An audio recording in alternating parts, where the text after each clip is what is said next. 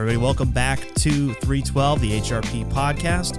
We're here with you today talking about LEPs. That is a licensed environmental professional. That is a Connecticut-specific licensure. And the reason we're talking to you about that today is because HRP is looking to hire a new LEP in our Farmington office. We have with us today Rich Cohan. Yep. Hi, Tom. Rich, what is your position here at HRP? I am the Connecticut Director of Operations. Excellent. And also the hiring manager for this position. Correct. We also have with us Matt Wujcik. Hey, how's it going? Matt is our most recent addition to HRP's sizable LEP roster, as well as senior project manager. Senior project manager, yep. And then on the very senior side, we have Bob Simmons, who is the most senior LEP, who is still full-time at the company. Yeah. Bob, when did you get your LEP license? 2000. Okay. Yeah. How long has the program been around for? 1996. Okay. Now, maybe you can give us a little bit of history and explain what exactly the program is. Well, Connecticut DEP has primarily a program called Property Transfer Program, and it was creating such a backlog of work for DEP back in the early 90s that they decided to come up with this program where basically individuals who were not DEP employees would act on behalf of the state, on behalf of the commissioner, and be able to take the investigation and remediation and ultimately the verification, which is the completion of taking projects through the property transfer program, basically to privatize it with then some oversight and some audit capabilities by the DEP itself. Mm. Now, you have to pass some pretty rigorous qualifications in order to get to be an LEP. Is that right? Yeah, so there's two different ways someone can qualify to be eligible for a license or to be able to take the exam. And one of them is, 8 years engaged in investigation and remediation activities with a minimum of 4 years of responsible charge.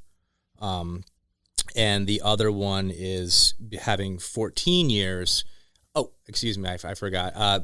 With that 4 years of responsible charge, you also need a college degree with that. The other option is having 14 years engaged in investigation remediation with 7 of that responsible charge. And Bob, what was some of the history for why those specific qualifications were the ones that were picked?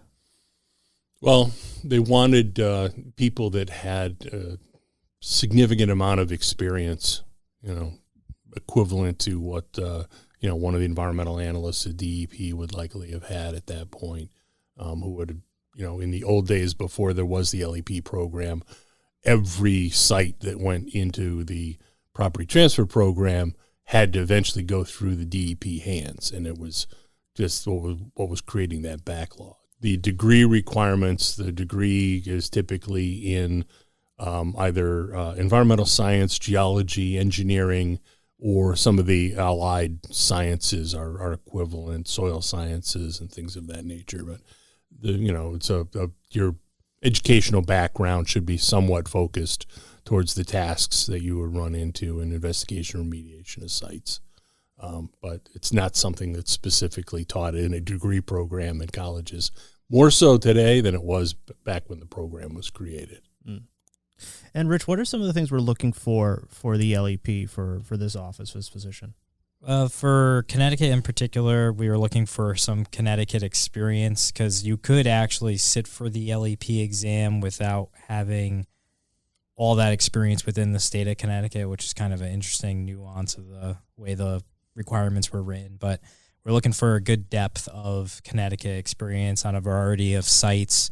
A lot of the sites we work on range from, small mom and pop type of dry cleaner, small properties, to large industrial clients. So we need an LEP who has experience working on that mixture of work.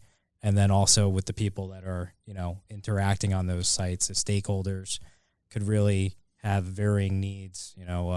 Sole proprietor with a small business is very different than talking to someone who's an environmental manager at a Fortune 500 company that does this day in, day out, and honestly probably has, the educational background similar to the LEP. Like, they're very different conversations you have to be capable of having. So those are primary requirements. And then obviously being able to manage staff and direct work and coordinate work, similar to probably like a construction manager would need to lay out schedules and coordinate subcontractors for various aspects.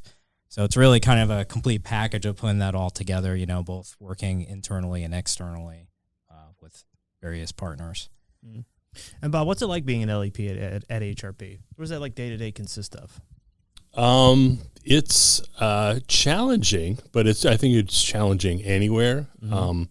Since the program began, the breadth of work that the LEPs become more and more responsible for continues to grow. Things that we need to sign off on. So to be able to do that, you obviously have to keep your professional certifications up with continuing education, continuing learning. I would say the biggest advantage of being an LEP at a firm like HRP is that we have so many LEPs on staff that I can very easily just put out an email alert to our LEP board that's internal with a question. Has anybody run into this? How would you handle that? I can walk in down the hall to Rich's office. He can walk into mine. I can go over to Matt, and we can talk about different experiences, because no matter, even after 22 years, I'm still running into things that are new to me, and it just happens, because if you don't work in a certain part of the regulation or a certain type of contaminant, regularly in your field, you've got to be able to react to it. So that to me is the biggest advantage, particularly over, say, going to a very small shop or what we call the single shingle guys, where they're the only LEP and don't really have any staff. I've always seen that for those guys as a real disadvantage for them. And Matt, do you have a similar experience? My experience coming over to HRP is the biggest challenge as an LEP coming here was learning and meeting everybody, the other LEP staffs, and figuring out who's who knows what.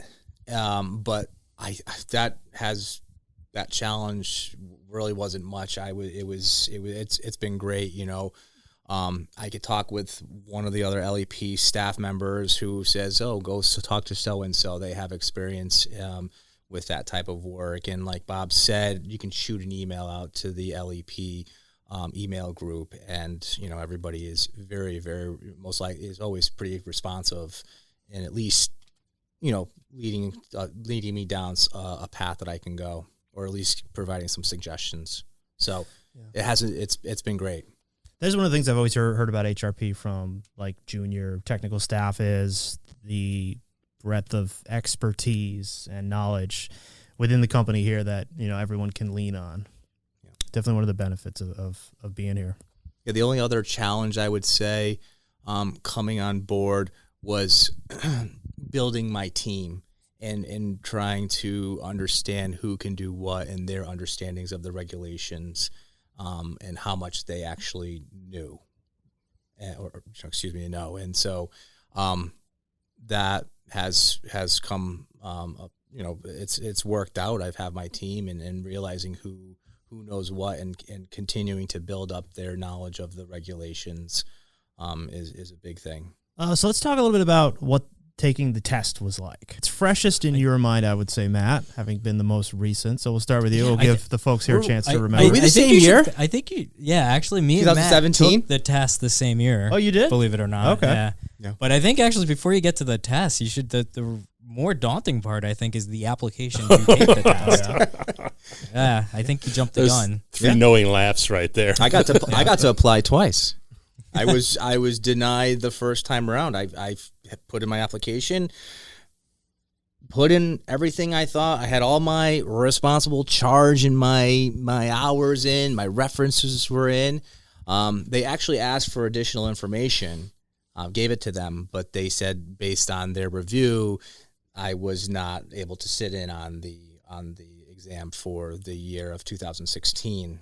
Mm. So I had to resubmit the application. Thank God it was pretty much written already, because again, like Rich said, that is the most daunting part of putting the application together. There's a lot to it. So thankfully, the second time was the charm, and I was able to take and sit in on the exam.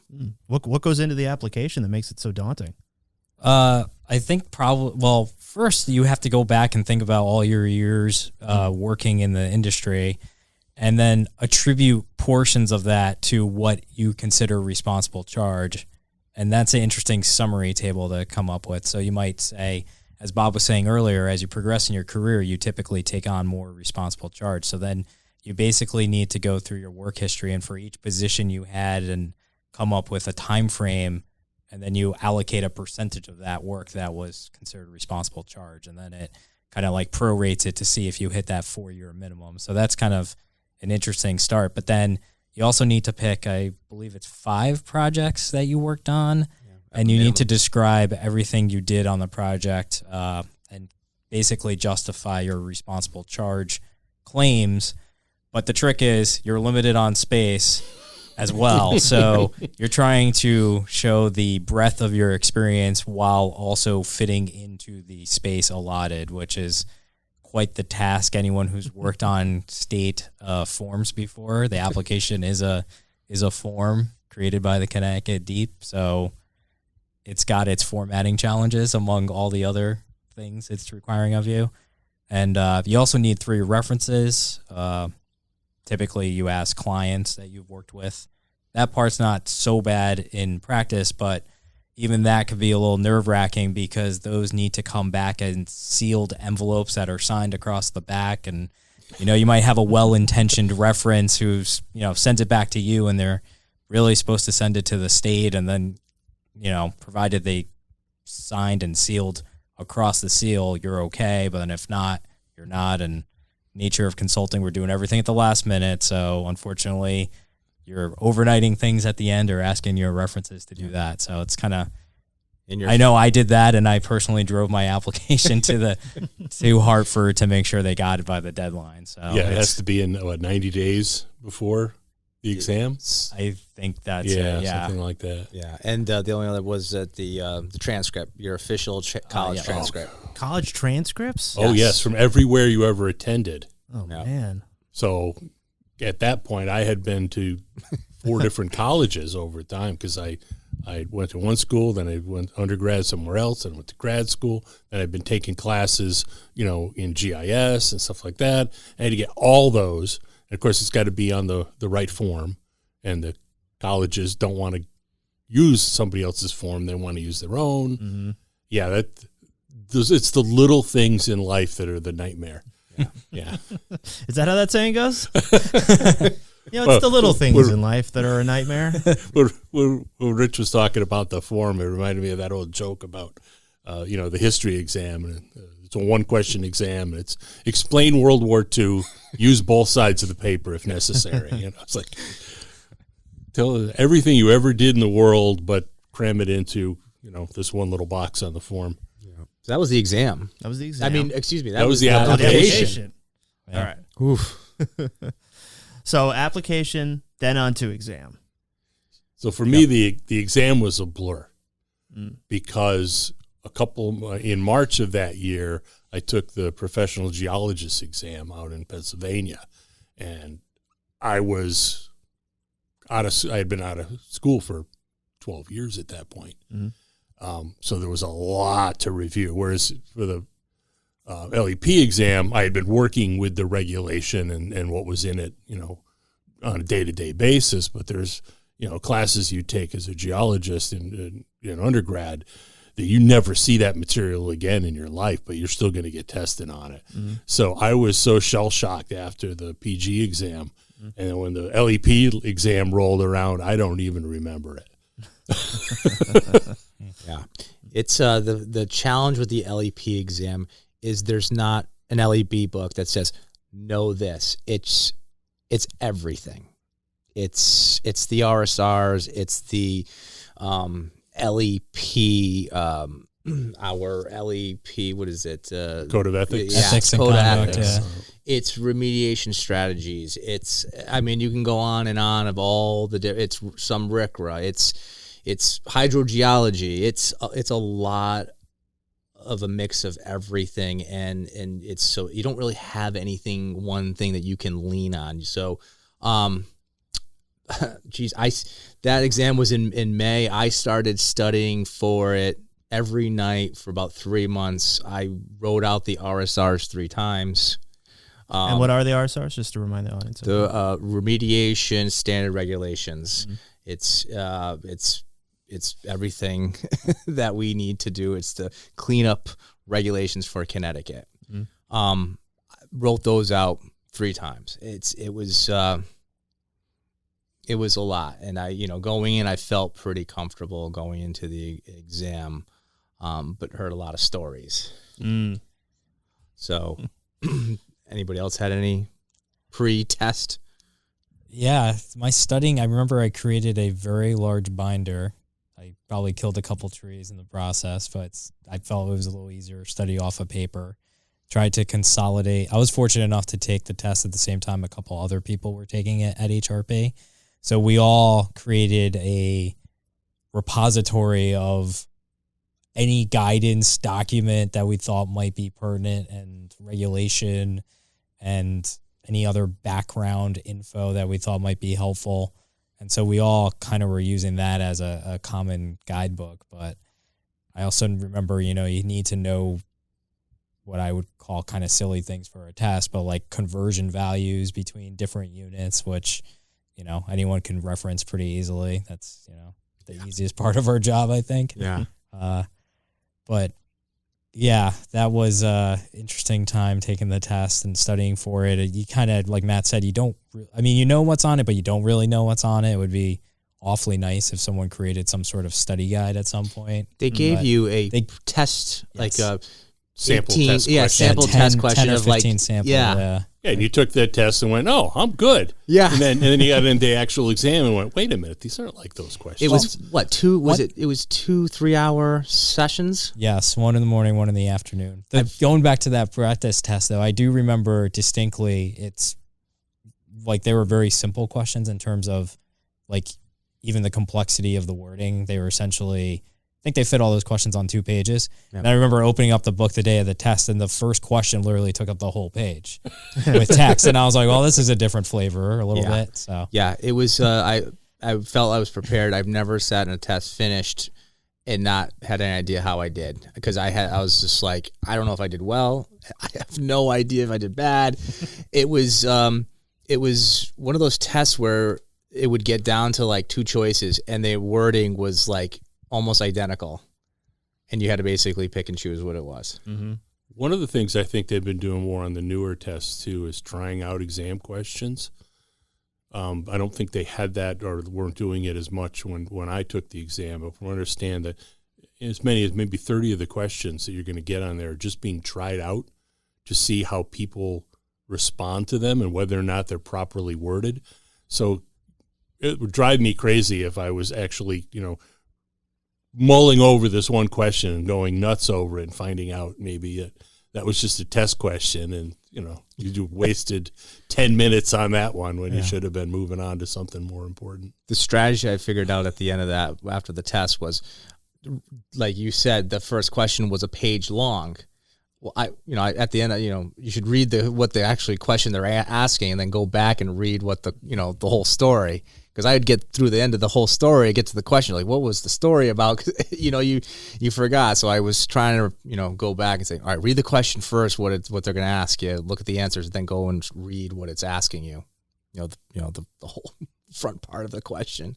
We talked a little bit about like the diversity of projects. Yeah. But, so there are some practices that have like 1 or 2 contracts and like all you do are gas stations. Mm. You were in that boat for a while. A little bit, yep. Yeah. Whereas opposed here, like There's a lot of in a given day, you can work on 3 or 4 different parts of totally different sites, with different needs and yeah, you're not just pigeonholed to one thing. Yeah. which is great for, building up your breadth of knowledge on different sites. Yeah. You guys know how many other states have a similar licensure as the LEP? New Jersey's the only one. Well, And New Jersey, Massachusetts. Massachusetts. New Hampshire? But similar to LEP, isn't Jersey's very similar? Yep. Or- So is Both, Massachusetts. both programs are actually modeled on Massachusetts, which got out slightly ahead of us Okay. by a couple of years. I was surprised that New York State doesn't have one.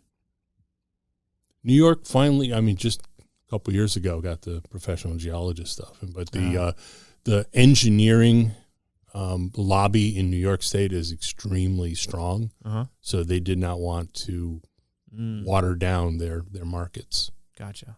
Yeah. There are other states that have like program specific. I know when I was working in Iowa, if you're doing an underground storage tank work, they had a similar credential, but it was strictly for regulated tanks in that program. I do a lot of work in other states, as you're aware of. There are certain things that have to be prepared and sealed by a professional geologist, like New Hampshire, Pennsylvania, and then there's other things that happen in those states that have to be sealed by a professional engineer if there's design work in them, things of that nature. But Yeah, I was very surprised coming over here how much property transfer work, HRP opportunities come in the door here. So if you're an LEP, there's a lot of opportunity to work on a lot of projects here. It just seems like it's just a constant. yeah, our property transfer workload is pretty significant. It's really been it's very surprising how much there is that comes in here that is associated with the property. And that's got a good and bad thing, because those typically have, like, at least the initial part of them, there's a very short window. Mm-hmm. They're very intense. They got to get done, and they turn over a lot, because the deal gets done, the form gets filed, and maybe nothing happens for a while, as opposed to, more long-term investigation, remediation of larger old industrial sites and stuff, where we've got some of those projects that were going on before I was even here, and I've been here coming on 35 years. Yeah.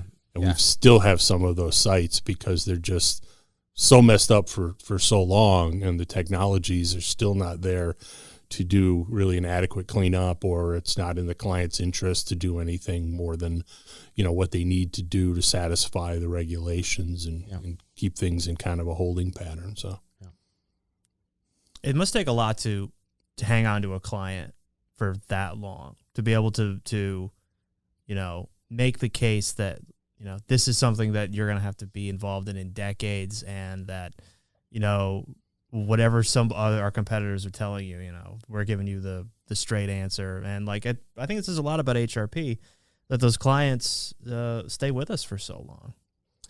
yeah, it's like we were talking about, the diversity of work that we do here, but the diversity of clients and the ability to actually make and maintain those client relationships over the long term.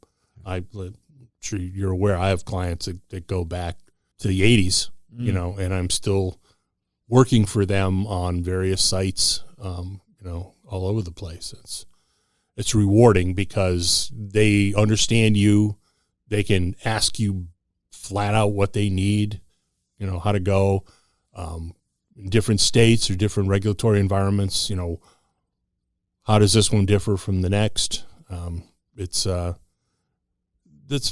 big part, I think, of being here at HRP. Frankly, not just the people you're working with are so great, but our client base is. I wouldn't trade them for anything. I think what's also interesting on some of those older projects too are, while the client company name might be the same, their people have changed as well too, over the decades. And I think it's interesting that despite those changes, and people that come into those roles probably have worked with other companies over time, but we managed to stay on to those projects because once they get exposed to HRP, they realize the value that we bring to the projects and our experience. And, some of our best relationships are probably on their, third, fourth generation of client contacts at this point, and potentially even, the second, third, or fourth generation of HRP project manager too, in some cases. I know Bob was saying some systems going back to the 80s. I actually manage one. I'm probably like the fourth LEP on it in the last 20 years, and client contacts changed a couple times, but we've been pulling out product from the ground there for over 30 years essentially, and the system contains the plume and mitigates the risk to offsite property, so it's effective from that standpoint. But obviously the site's still not clean, and it's a significant amount of contamination in the first place, so it's unfortunately the best that can happen right now from a technological standpoint. But we maintain that, we run the system as efficiently as we can, as cost effectively as we can, and surely by now we have it pretty dialed in, and so our clients, I think, appreciate that. Hey, Tom, I just wanted to circle back when we started talking about LEPs and how the LEP support we have here at HRP, but I also wanted to, touch up upon our junior staff and their supporting roles and the staff that we have here and help, how great they are in supporting the work we do in terms of the almost the assistant project manager role they play, and how they help myself, and I'm sure you have yours, other supporting staff that help you out in your roles and what you need to have done. So I just wanted to kind of not only the LEPs here, but our supporting staff members here, our junior staff. Yeah, absolutely.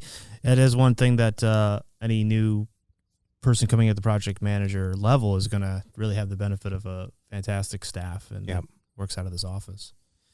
And Rich, maybe you can tell us a little bit more about what a new LEP here would be working on, maybe some of the projects that they might tackle if that's something we can talk about. Well, it's a dicey question.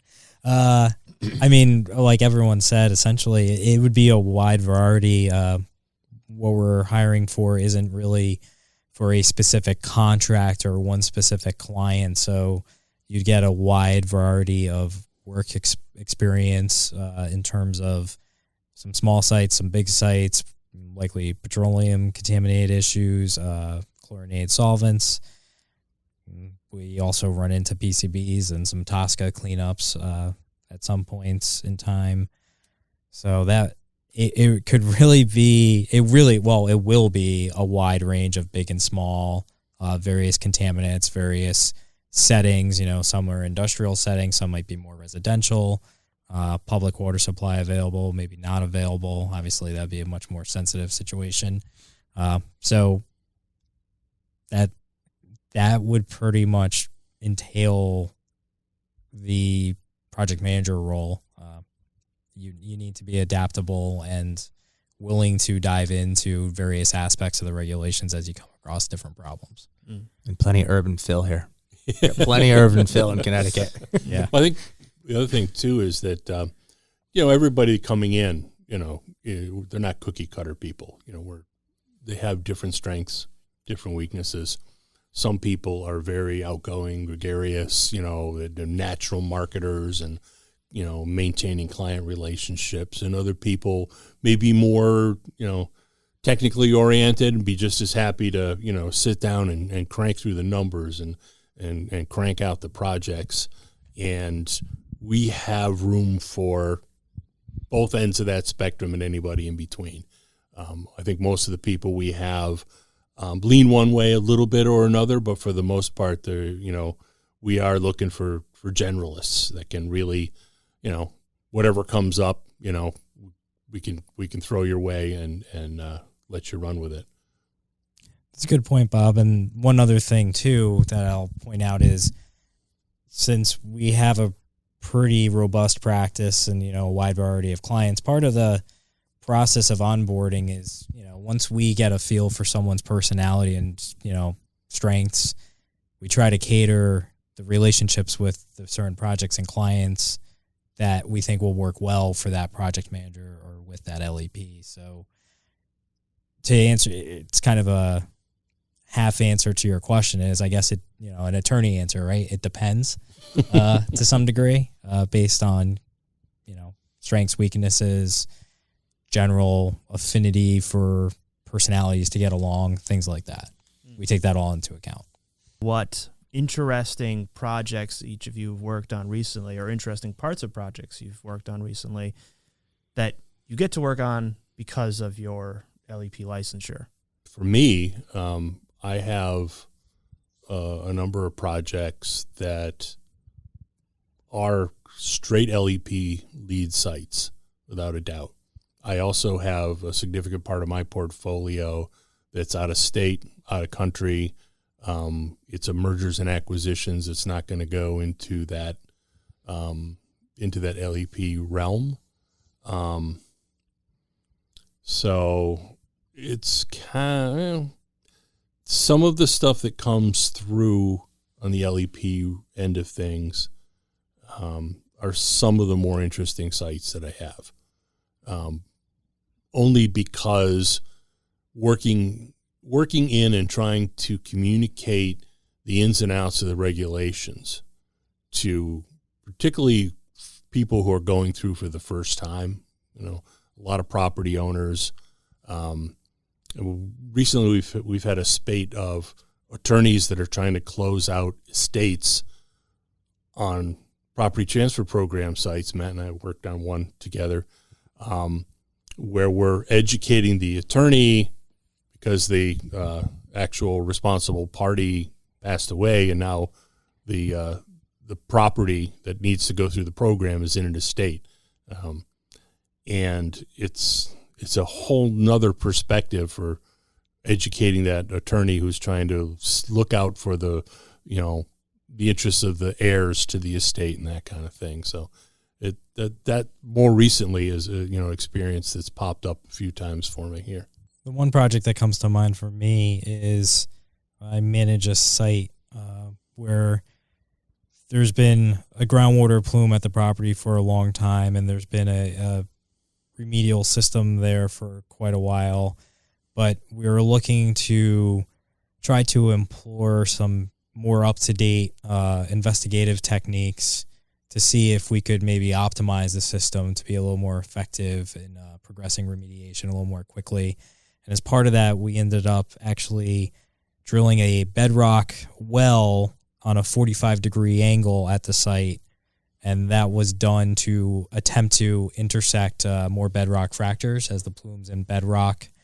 And so the intent there was if we encountered more fractures, we could potentially turn that angled well into a recovery well to facilitate cleanup a little quicker.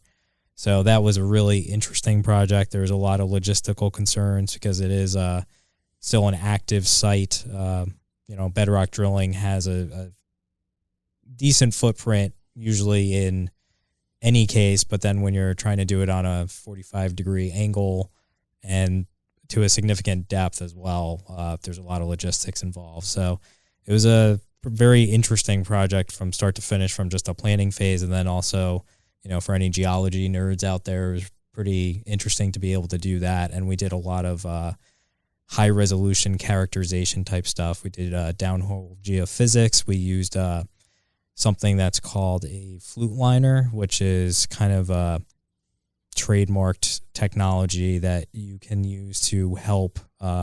There's various applications, but we used it to screen the borehole to look for what fractures might have more contamination than others, so that we could then potentially target those areas, and then also look for dense non-aqueous phase liquids associated with the contaminant that was released at the site.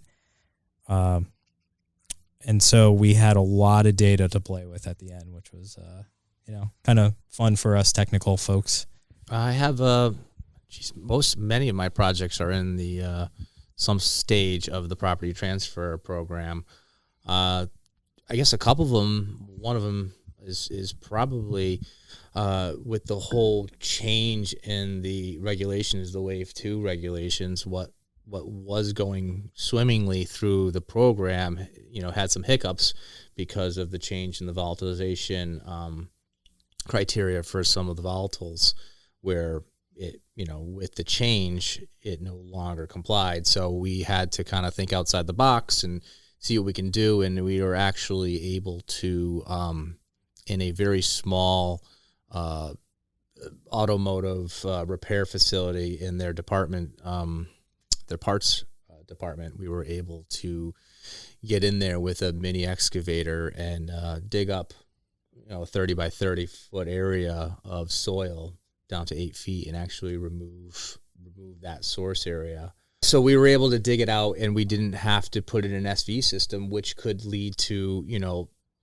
many years of, monitoring and maintenance of that system, where if you can get in there and dig out to the source right off the bat, you don't have to worry about, you're there, it's out, it's done, you put it back together, and you move on to, the next steps in the process. So I was happy to, what wasn't thought of as an option because it was a small space, that we were able to work with one of our subcontractors and made it happen with the equipment that they were able to use to make the projects success and get it done.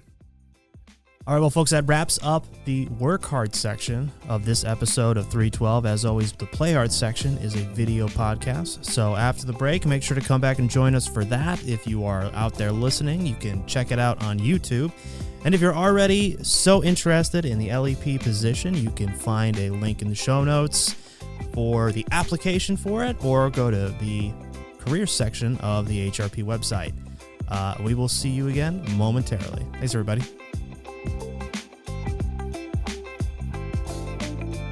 Everybody, welcome to the Play Hard section. As always, we're here with the video section for this episode of Play Hard. If you are not familiar with how Play Hard works or how the 312 podcast works, we divide it into Work Hard, where you get to know the work that we do, and Play Hard, where you get to know the people that work here and their perfect pours every time. All right, what's everybody drinking? I have a staple of the podcast, the Crucial Mass IPA from Counterweight, one of the better beers produced in the state of Connecticut, I would say. I would agree with that. I have a Powder Jones IPA from Zero Gravity. It's in Burlington, right? Excuse me, Burlington, Vermont. I didn't even know. I think so. Yep, Burlington, Vermont. Confirmed. Nice. All right. Wow, impressive. Connecticut beer. You got to fix your mic first.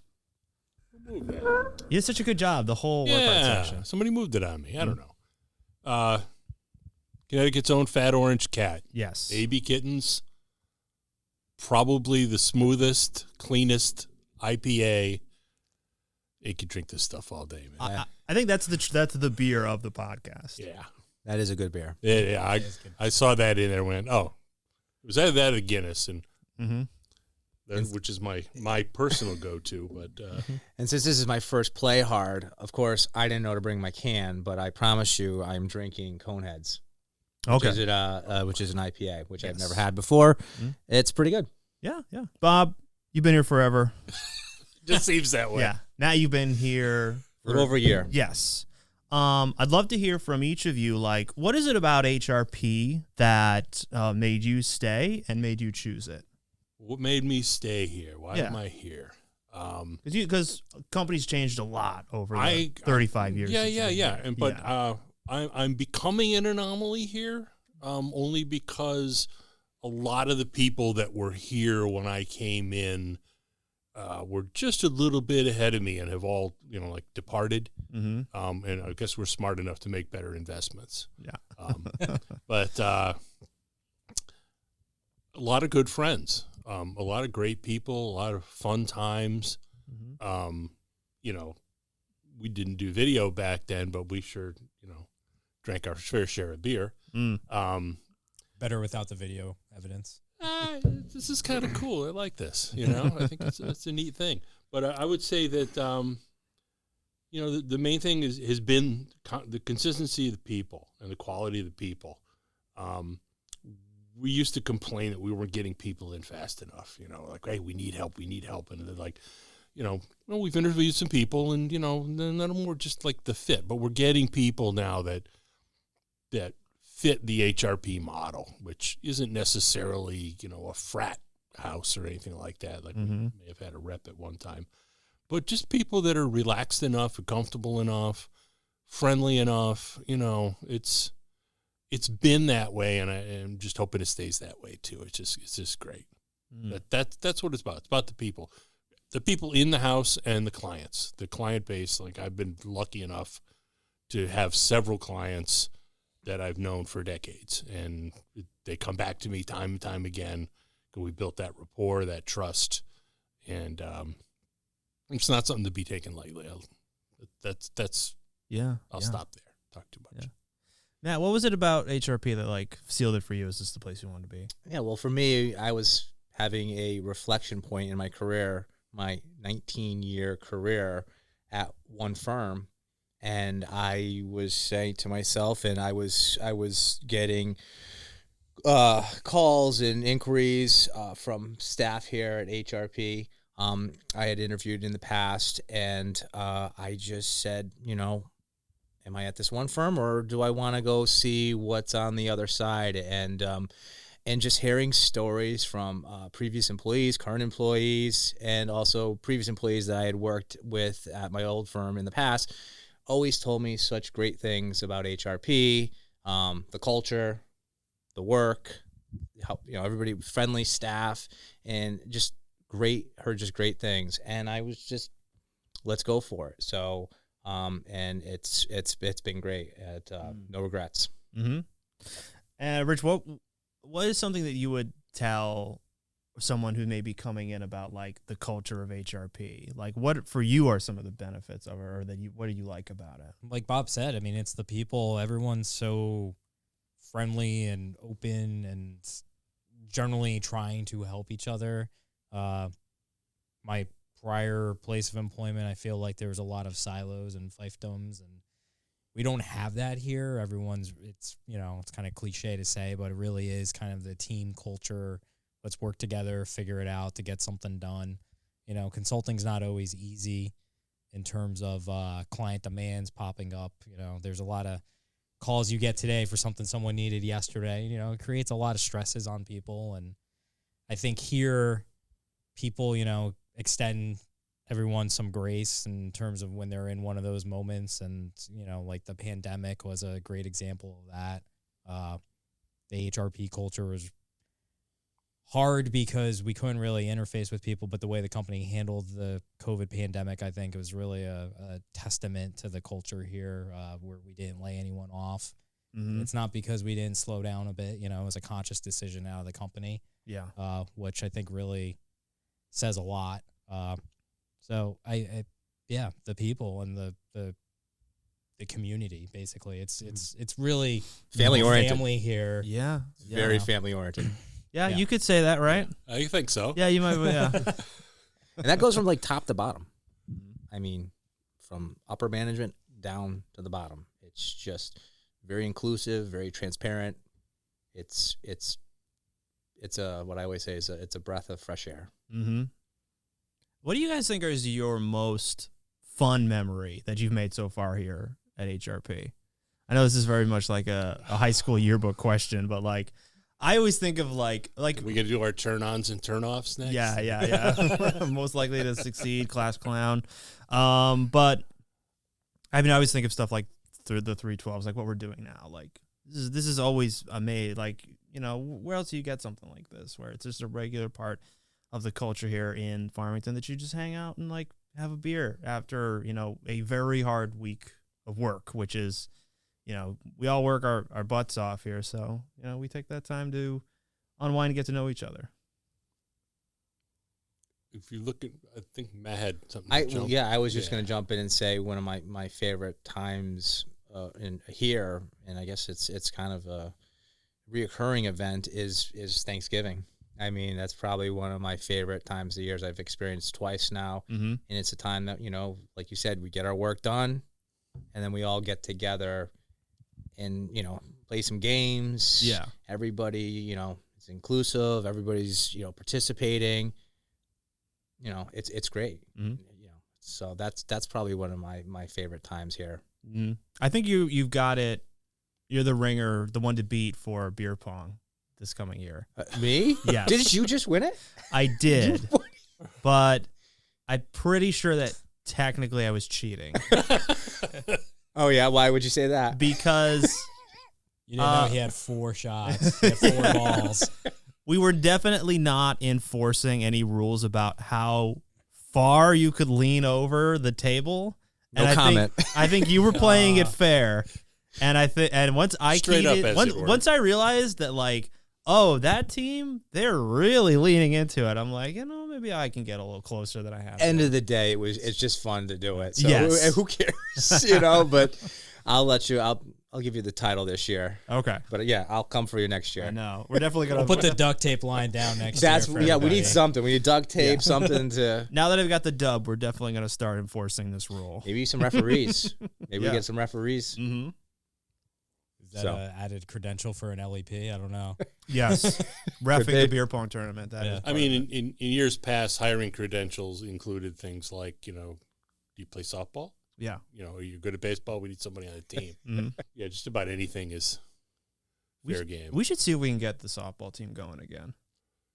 Yeah. Don't I look mean, at me. obviously you're out. You're not going to be involved in that. But I can Hey, no why not? longer I can no longer throw a ball overhand Mhm. because I tore out my shoulder one time when we were shorthanded and I had to go play the outfield instead of my usual squatting position behind the plate, or occasionally first base, or occasionally on the mound. But this time Mound is dangerous. You have we were quick- shorthanded, Oh, yeah. I so don't do that we anymore. put some of the less experienced ball players Yeah. in those positions, and I got put out in right center field, and somebody hit a ball over my head, and it was heading for the fence. I got it off the fence, and I turned and fired that thing to home plate, and I said, Never- "Mama." Did you get him out though? No, I made it to the mound with the throw. Yeah. So it was totally wasted. But since that day, I can't throw overhand anymore. So injured reserves. Yeah, I could still throw underhand. I could still pitch if I needed. That's a dangerous position.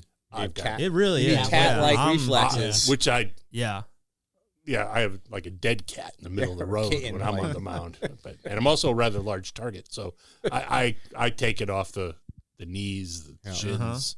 It's especially difficult in beer league softball where theoretically your reflexes are getting worse as the game goes on. I found mine started to improve as I imbibed At least you it. think they do. It started to relax. You get into like the flow of it, and it's like, yeah, okay, I'm doing really well. All right, well, we'll leave it up to you to make it happen. No, I'm not going anywhere near the pitching mounting. I'm not doing that. Gonna manage the team. Too many tryhards who want to, take it out of the park, and all they can Screw do you. is just hammer it right back at you. But yeah, really good time. Because you played, right? You put on the softball team. I did. Yeah, I did a little bit, and then you have kids, and then you end up being a coach instead of having time to actually play. So I had to hang up my cleats and my bat and get my whistle. Well, the kid's any good? Maybe we can get him on the team. I mean, they can't be worse than me. Yeah, they could play. They got All good right, arms. let's So do this. Yeah. yeah, we'll get the kids. Yeah. Did the league have a minimum age? I don't remember reading that. We'll just get them like fake mustaches or something. Nice. Very small strike zones, Very. Mm-hmm. which in slow pitch is very difficult. Yeah, the Cardinale zone. Cardinale zone. Yeah, it'll be better than watching the softball games that they play in, where you have the pitchers that can't hit the it's walk. Mhm. Then finally you go against someone who can pitch, and no one's swinging because they're waiting to walk. Yep. So I remember when I was coaching when the team my son was on switched from having the parents pitch to having the kids pitch. Yeah. Being a natural left-handed batter. One of his first at bats, he just took it right on the hands. It's like, and you feel for him. Mm. Still smart. Yeah. Took my fingernail back. oof. Caught me like right on the Oh, thumb yeah. fingernail and pulled that right back. Yeah. Oh, Yeah. that's like a 1 in a million. I know. Yep. I'm a lucky guy. Yeah, I guess so. You could have had that to either get hit by lightning, get your nail pulled back by a pitch, Uh-huh. or win the lottery. Yep. Way to time that. Yeah. I didn't I didn't play the odds on that one quite the way they should have been. What's your favorite time. I'm taking over the MC duties while Tom drinks. Mm. So, Rich, what was your most enjoyable or memorable moment here at HRP? There's definitely been a bunch, and they're probably all do center around some sort of HRP party or event or festivity or 312. A couple come to mind. Literally, I started in mid-November. I remember my first year, and maybe not my favorite, but definitely a funny one was our old COO Howard Hurd was doing the MC duties during the raffle at our annual holiday Christmas party. And I remember I won something, and, I was around for all of 2.5 weeks, so not really his fault, but he couldn't remember my name. Mm-hmm. And he just screams, new guy wins when I won, and walked up. I thought that was a good one that I'll never forget. Another one, sadly, I think might be when me and Mr. Cardinale actually won the Thanksgiving beer pong tournament a few years back and surprised some recent college graduates, It's like relive those glory days from college about 20 years ago. Nice. That temporary uplift for 30 seconds, and then you're like, oh, I'm probably too old. I shouldn't be glad I won this very fun event. Yeah, that's totally why I didn't win this year. Was it anybody's favorite moment when Joe Cardinelli had to cook for us last year because he came in last in the football? Then he falls into anybody's not as much favorite? as me, because me and Joe kind of split it actually, because the COVID year he owed one and I owed one. And then we couldn't get the grill to work the right way, so that was a little frustrating too. And then it worked too well and caught on fire. Yeah, it was like no flame or like all or nothing. Extra low. Mm-hmm. We went from extra low to inferno in about 45 seconds. We went from well done on the outside to not cooked on the inside real quick. Just the way I like them. Yeah, but we got it figured out eventually. Yeah, but it wasn't through the accountant though. He didn't figure it out. Gotcha. Yeah, the sausage party is always a good time. The March Madness sausage party. Yep. Yes. Which you can see on the YouTube channel if you go back to the video archive. So I was trying to think of some of the better times, and I know that a number of them have been talked about on some of the previous podcasts by other people who have been here for a while. Mm-hmm. So I was trying to come up with some of the more unique ones, but I think some of the cool stuff has been just going with people from here to do things totally unrelated to work. More recently, there was a great night where everybody went down and went bowling. Yeah. That was just a lot of fun. There's been a few times where I've gone backpacking, in the mountains with some of the folks here, some of the folks that used to be here. Just like the after hour stuff. I won't even talk about the old football game that we used to have just before Thanksgiving and not being able to move the next day. Titus had gone into some detail about some of the things that went on in that football game. Yeah. I had to edit out quite a bit of them. I can imagine. Yeah. Well, that's the other part of it is that, sad to say that a lot of the fun times, like when the fire department came because of the cigar smoke during the rotisserie baseball draft. There's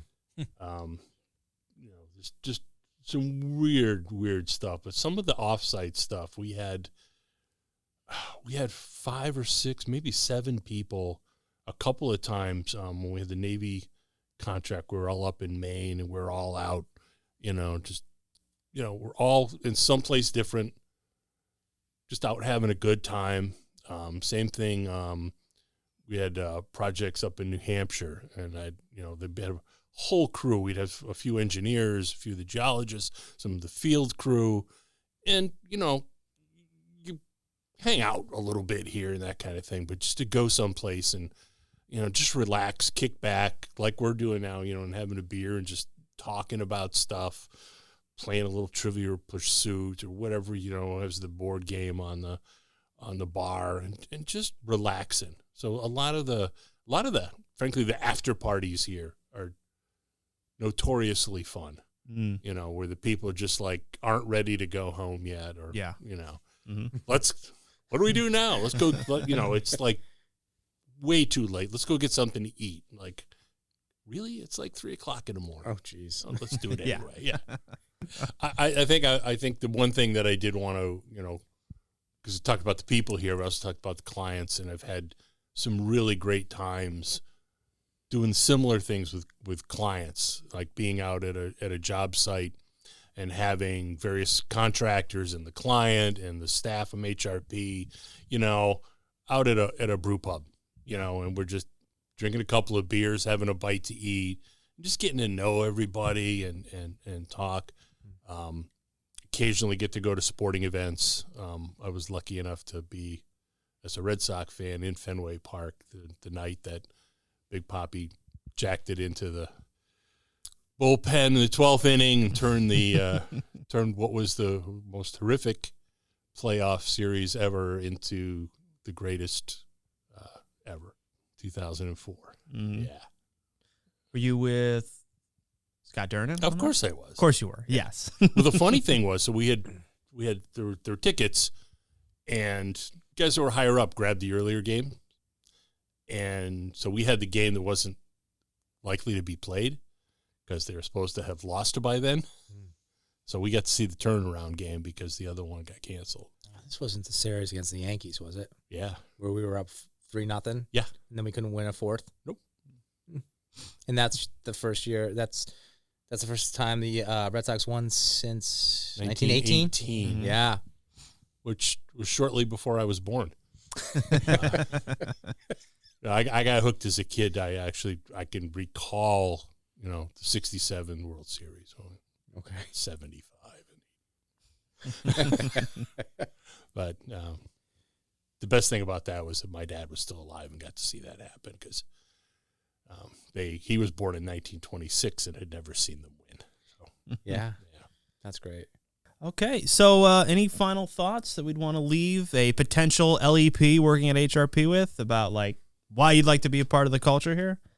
What do you guys think? Rich, what are your thoughts on how a new LEP might integrate into the culture here? Well, we have free beer. Yes. That's a plus. Yes. If you're a beer drinker. Yeah, you don't have to pay for it. That's how it's free. Right. We've already bought it. Yes. Yeah. Final thoughts. I mean, yeah, it's a great culture, like we were saying, big variety of work and great people here, and it's pretty much it, I guess. And, it's a very adaptable culture. A lot of people go and do different things, and even they come in here thinking they're going to do, and, the company can really flex for people's aspirations and stuff. I mean, Tom, you're kind of a case in point in terms of when you started and what you're doing now. So I'm an English teacher and writer who came in here doing admin tasks, and now having never picked up a camera before in my life, I'm now sort of a filmmaker.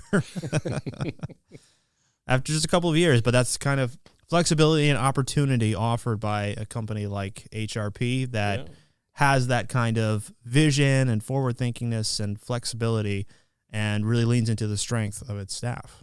Matt, what do you think? I think it's the work hard, play hard. Put your time in and get your work done and enjoy the benefits of being here. Yeah. Mm-hmm. So. Well, I still work hard. I don't play as hard as I used to. Mm-hmm. But I'm looking forward to getting some new people in. Yeah. And interacting with them, more fresh blood. We've certainly got the work for them. You'll hit the ground running if you come to work here. We've got plenty of stuff for you to do, and you'll love some of it. And it's just a great place to be. Yeah. I'm coming up on 35 years here, and I can't imagine myself anywhere else. Mm-hmm.